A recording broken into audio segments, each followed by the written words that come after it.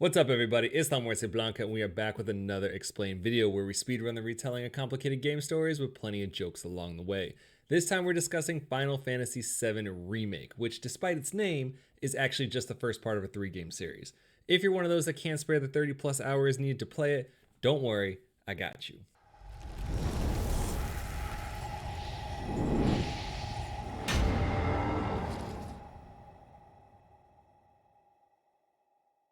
Full disclosure, I never played the original games, and before you Final Fantasy nerds come at me, this is a story recap parody, not an in-depth analysis. Go argue on Reddit. With that out of the way, this game takes place in Midgar, an industrial dystopia built on elevated steel plates 300 meters above the city's slums.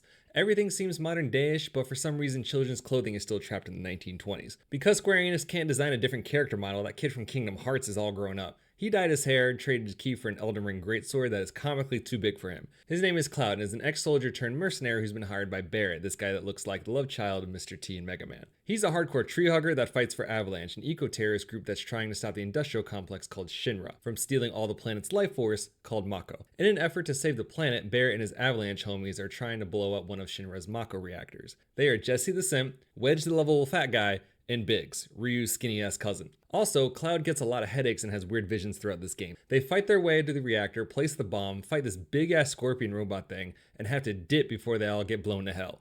Bomb blows, but didn't really do anything. Meanwhile, the president of Shinra and his head of public security, Heidegger, probably said that wrong, are watching the whole thing and tell their bots to blow everything up. Wait, what? Are they blowing up their own reactor? Reactor goes up in flames and the entire sector goes dark. The group starts heading back to base and we are introduced to Square Enix's favorite and most annoying mechanic of this entire game. Constant wall shimming and crawling under shit because the game wants to hide its loading screens. Seriously, I will take back the fucking loading screen if that means I don't have to do this every 10 seconds. Those of you that played this game probably know what I'm talking about. Cloud gets separated from the group and as he works his way through the streets he has a vision of Devil May Cry's Virgil if he let his hair grow out. Cloud's dumbass thinks it's a good idea to follow creepy dudes with giant katanas, but this isn't some random dude. This is Sephiroth, the guy that Cloud allegedly killed after Sephiroth allegedly killed his mom. Vision disappears and he later runs into Goldilocks who's freaking out. She grabs Cloud and suddenly we see why she's tripping. Fucking Harry Potter Dementors in this bitch. Confused yet? Don't worry, it gets worse. Girl takes off and Cloud continues to kick Shinra ass until he jumps on a moving train to meet up with the Avalanche homies. Eventually they get to the slums, hidden underneath the steel plates of Midgar. Still trying to get paid, Cloud meets up with an old childhood friend / Japanese wet dream, Tifa. Fun fact that I literally just made up. Tifa actually stands for tits and fitting attire. I mean her face is also very pretty, but you're lying to yourself if you've never caught yourself staring at her suspenders. Especially since the devs go out of their way to make her chest the focal point of several shots throughout the game. Watch the camera literally drop. They know what they're doing. Barret also has a daughter, Marlene. Not a huge part of the story, but she brings out the softer side of this macho-ass Mr. T. Character development's important. In the middle of the night, Cloud's woken up by noises coming from the next room. What the fuck is Sephiroth doing here? Oh shit! Cloud's about to slice dude up until Tifa stops him. It was another vision. He then sees a bunch of Voldemort saying reunion and Cloud almost kills number 49. The next day, Jessie meets up with Cloud to discuss another job. She needs a blasting agent for her next bomb, and Cloud's going to help her sneak into a Shinra warehouse to get it. After fighting Shinra goons on a motorcycle, this mullet soldier who swears he's Dante from DMC pulls up. Fuck you and your dildo-shaped motorcycle. To celebrate, they all go to Jessie's mom's house where Avalanche homies get pizza, and Cloud's stuck outside with the strays because he has to rob her parents for a key card. Y'all couldn't have saved this man a slice? To make things worse, Jessie gets to creep into the warehouse while Cloud tries to get everyone and their giant robots to kill him. At least Wedge's fat ass is distracting the dogs. As they go over the plan, Cloud flashes back to his childhood with Tifa. As he's deciding to be a soldier, we find out Sephiroth was a war hero, and Cloud once made a promise to Tifa that he'd save her if she was ever in trouble. This reasserts his motivation to help Avalanche's cause throughout the game. As Cloud's fighting a small army, Mullah Dante shows up again wanting a rematch. Bet. Dude gets his ass kicked and he leaves, but Shinra continues to put the pressure on the homies until boom, boom! Bots go up in flames as another avalanche shell starts lighting everyone up. They get out, regroup, and everyone's okay. Mostly. Wedge got shot in the ass. Damn! Somebody shot you in the ass! They walk through security in the residential district like no one's noticing that big ass sword on the back of Cloud's back, and then they eventually parachute down to the slums. The next morning, Cloud wakes up and there are Dementors fucking everywhere. As they fight to regroup with the squad, Jessie falls down, and then the Dementors all just leave? Jessie's leg's jacked up and she can't go on the next mission. Cloud fills in as they head out to blow up another Mako reactor. On the train, they get made, then get jumped by robots. They have to jump off a moving train and fight their way through the subway system, all while Heidegger watches on. Cloud gets the best view of this entire game, and eventually the three of them meet up with Biggs, who hooks them up with the grappling guns they'll need after the reactor blows up. They plant the bomb, and as they're leaving, oh shit! They fall into Heidegger's trap. And by trap, I mean he just pulls a ladder up, shows a hologram, and forces them to take a different route out. But wait, there's more. Shinra's recording everything and using Avalanche as a scapegoat to fabricate a story that'll incite the public. But wait, there's more! Heidegger has a new big-ass robot ready to mess the crew up. Looks like Claptrap on steroids, hopefully it's not as annoying. But wait, there's more! After the sabotaging the bot, Shinra's president holograms himself, and we learn some stuff. Cloud's on borrowed time as all soldiers suffer from cellular degradation. Mako's a hell of a drug. Shinra is also telling the people of Midgar Avalanche is conspiring with Wutai, the nation they were at war with. Shinra is purposely blowing up their own reactors and fabricating a false narrative all to stoke Midgar's blind patriotism and to sell them all war. Basically what the US does anytime they need to justify invading another country. Trying to get that all! Oh! Heidegger 6 brawl at Claptrap on the crew, who messed it up worse than Stairs did to the real one in Borderlands 2. Stairs? No!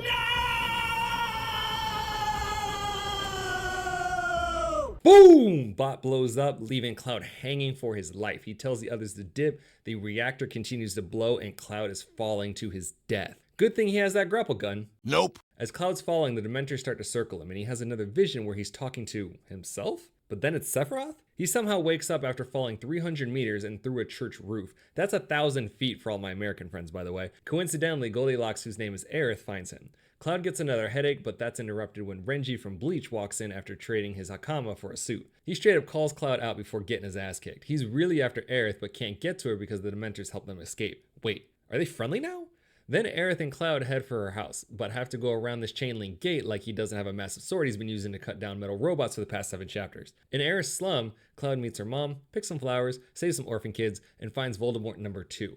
This causes another vision of Sephiroth talking about the reunion again. Cloud really needs to get off whatever psychotics he's on. He asks Aerith about Sephiroth, and apparently he died in an accident 5 years ago. Wait, what? Then they run into fake Pitbull, who's also after Aerith. This guy's real name is Rude and is Renji's partner. Renji's real name is Reno, by the way. They are Turks, special ops units working for Shinra. Dude catches his, but I'm not gonna lie. He was real smooth with it when he pulls out that extra pair of glasses, and the fight continues until Reno calls. They have another job, but clearly this isn't over. Aerith's mom lets Cloud rest for a bit, but tells him to get to stepping because she doesn't need a soldier hanging out with her daughter. As he's leaving, Aerith's already waiting for him, and insists she escorts him back to the Sector 7 gate. After all of this, Cloud finally gets back to Sector 7, but Aerith makes him take a break.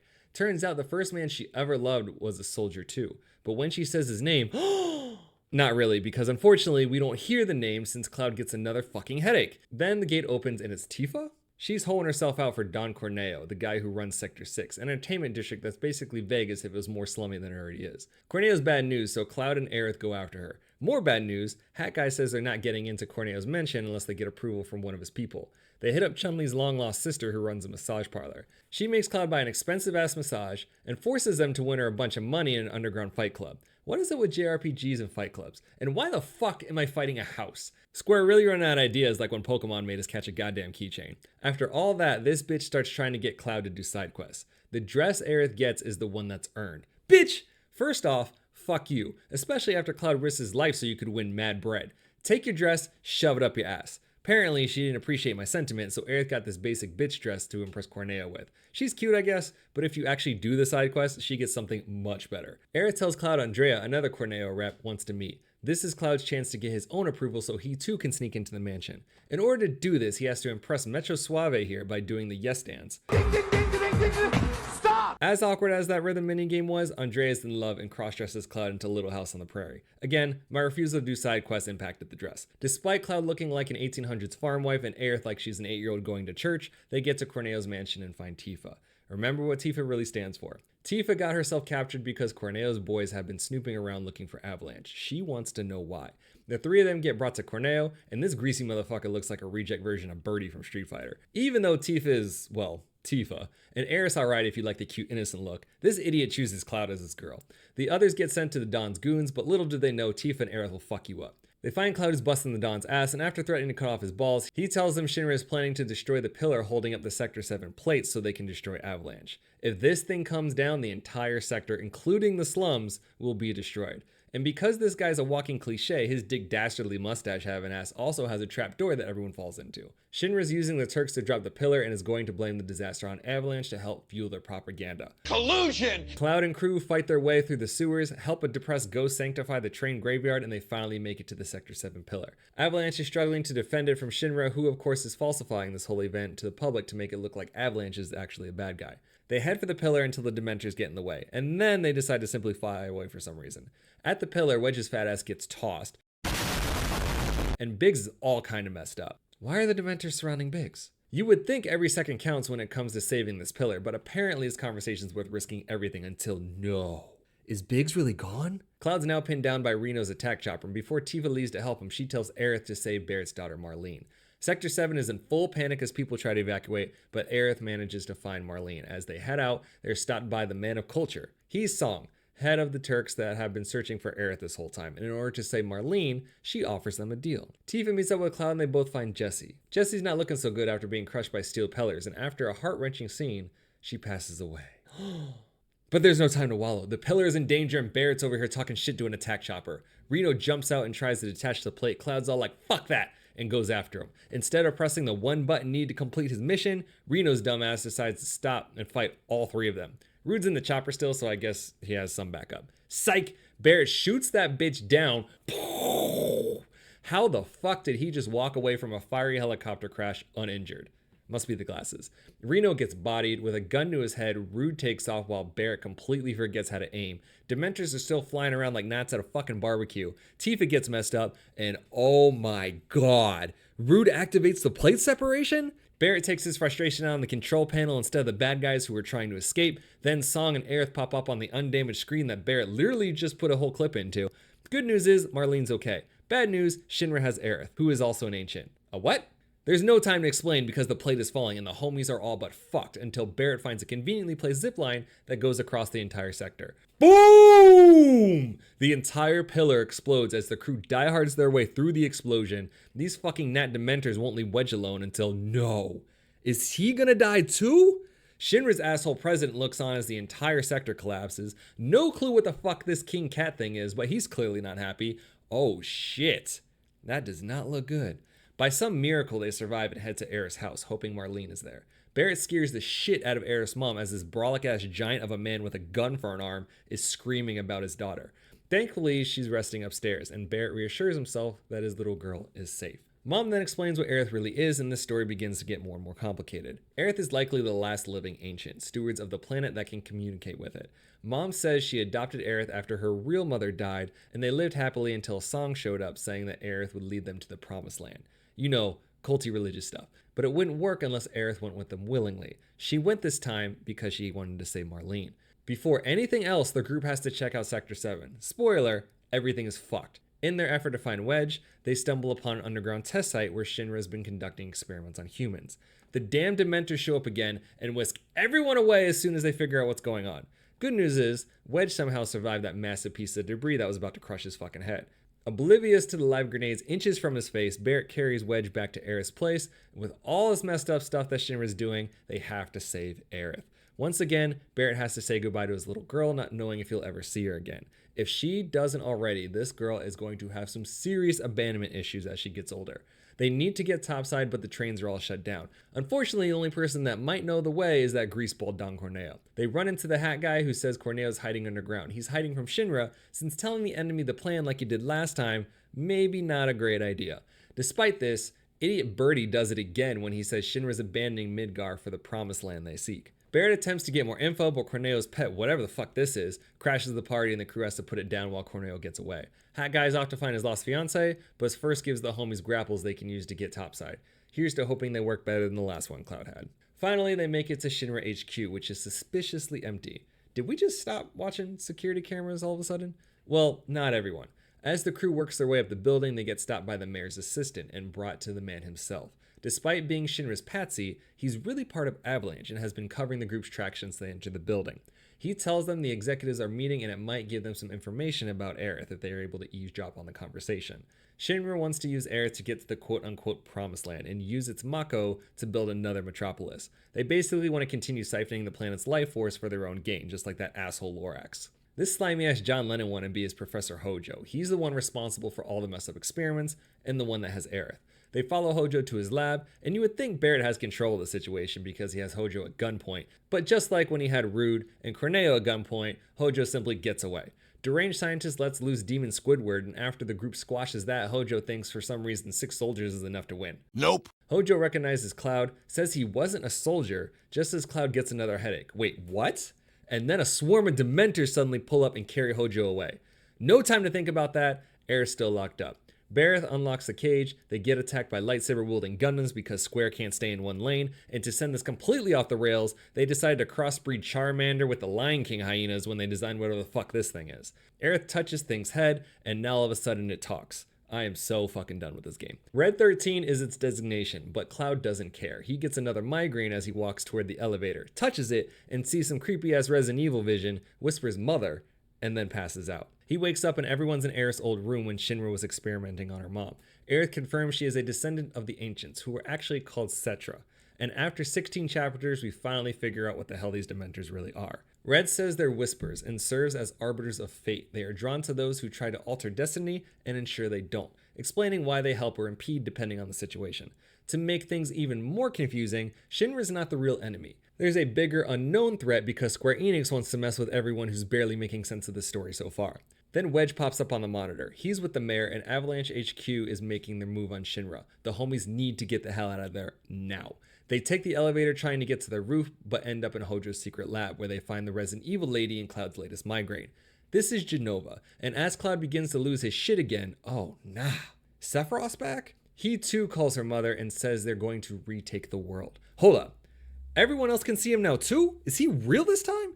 Cloud goes after him only to get yeeted off the catwalk, all while Hojo watches from what I assume to be a really nice gaming setup. Cloud reconnects with his people, but Hojo won't let them out until they participate in his deranged test.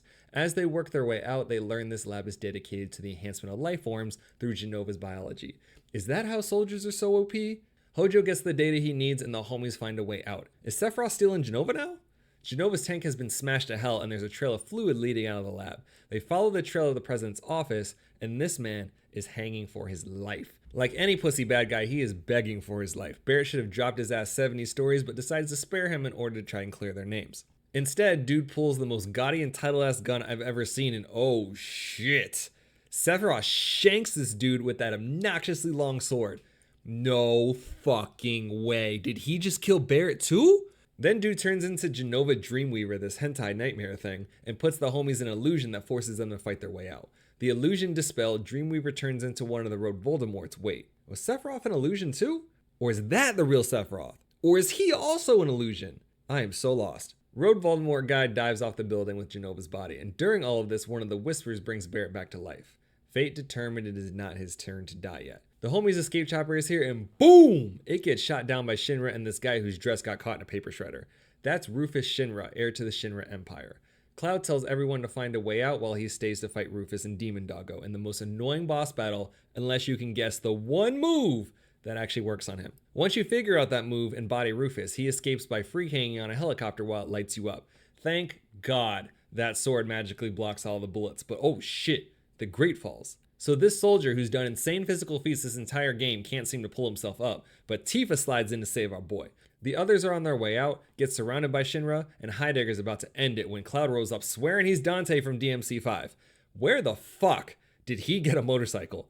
Man power slides through the entire guard while Barrett acts like he's helping. Then Tifa rolls up in this rinky-dink Farmer Joe-ass truck and tells everyone to get in. Instead of shooting, because now they have a clear shot, the remaining guards just sit there and stare at him. When they do start shooting, again, thank God he's got that sword that blocks all the bullets, and the rest of the guards get bodied while Heidegger's over here shitting his pants. As they escape, this massive hurricane of whispers start to surround the Shinra building. But there's no time to figure out why, because Rufus sent his whole squad after them and Cloud has to defend his friends trying to escape in this goddamn Tonka toy. Before we go any further, if you've been having trouble keeping up to this point, I'm really sorry, because now you're screwed. By some miracle they get away, but of course it's not over because Sephiroth's back. Again. He says some cryptic shit about those born are bound to her, and if the world is unmade, so are her children. I'm assuming this is Genova or the planet, who knows, he doesn't specify. By now, Cloud's just tired of his bullshit, just like I am, and is ready to end it. The whispers go straight crazy, and we're taken to a completely different scene with this random soldier named Jack. Whispers are still swirling in his background, and he's about to take on an entire army. We return to our originally scheduled programming, and Sephiroth's now opening a portal to another dimension because every franchise is a fucking multiverse now. He steps in challenging the crew like, "Come get me, bitches." It's Aerith's turn to speak cryptically, but basically says Sephiroth is claiming to save the planet. However, he is its greatest threat. He has to be stopped, but by doing that, they'll be changing fate itself by altering themselves and their timeline. Crew's all like, "Say less," and enter the portal as Barrett adds to Marlene's abandonment issues. On the other side, they get swept up in a hurricane of whispers where they now have to face the Harbinger of Fate. Destiny has a face, and it's ugly as fuck. They tell Fate to go fuck itself by killing it, and then get transported to another dimension where Sephiroth is just straight absorbing an entire meteor. What? Then he starts throwing shit like he's Doctor Strange in the mirror dimension and squares up with Cloud. Hold up, is he now controlling whispers? As shit's getting real, Cloud's like, fuck this, and chases dude down ready to bust that ass. The attack causes a dimensional tear that sends Cloud and Sephiroth to the edge of creation. I can't make this shit up. Sephiroth continues to spew more cryptic bullshit that makes zero sense, but then offers Cloud a partnership. "Let's defy destiny together, become strong as fuck, and dominate the multiverse!" After everything Cloud's been through, he's naturally like, fuck you, as they proceed to have the most anime fight ever, like you didn't still have those animations from Bleach. Sephiroth disarms Cloud but gives him a warning, 7 seconds till the end, and dips. Cloud's really out here stranded on the edge of creation. Rufus is now president of Shinra and is scheming up more collusion. Hojo's deranged ass thinks Genova escaping is funny for some reason, and Jack's alive after fighting an entire army. Wait, the Whispers are gone. Did Cloud alter Jack's fate too? The people of Sector 7 slums are starting to rebuild as the Whispers there are starting to disappear as well. No fucking way. Biggs is alive all of a sudden? I thought his ass blew up in that pillar. Marlene's still at Aerith's place, but can somehow feel Barrett's presence, even though Barrett and the homies are all together in what I assume to be a completely different dimension, or timeline, or something convoluted that hasn't been fully explained in this game yet. Not sure how Cloud got off the edge of creation, but here we are. Then some really weird shit goes down when we see Zack carrying Cloud. They walk right past the other Cloud and his people, but no one notices each other. And that's Final Fantasy VII Remake. If you are completely lost or have 1,000 questions, trust me. You are not alone. Here's hoping you actually get some answers when Rebirth comes out, but since this is a 3-part series, I honestly doubt it. If you enjoy these videos, be sure to like, subscribe, and hit that notification bell, or don't. I'm not going to tell you how you live your life. Don't forget to let me know in the comments what other games do you all want to see. We've already done a ton of other explained videos, so make sure you check those out as well. I'm La Muerte Blanca, and I'll catch you guys next time.